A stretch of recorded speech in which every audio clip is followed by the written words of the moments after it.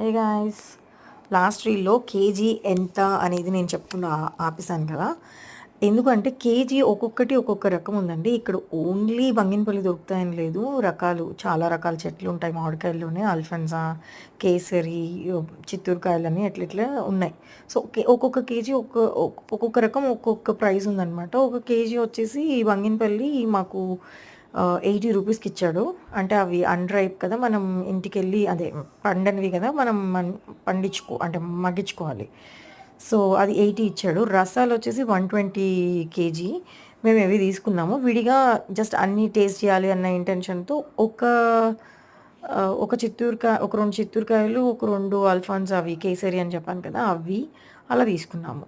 అయితే ఆ మామిడి తోటకు ఆపోజిట్లోనే బొప్పాస్ తోటను, ఇవి జామ తోట ఉన్నాయన్నమాట. అక్కడ కూడా వాళ్ళు ఇస్తారు. మనం వెళ్ళి పర్చేస్ చేసుకోవాలి. ఒక 2 కేజీస్ 1 కేజీ కావాలంటే ఇస్తారు.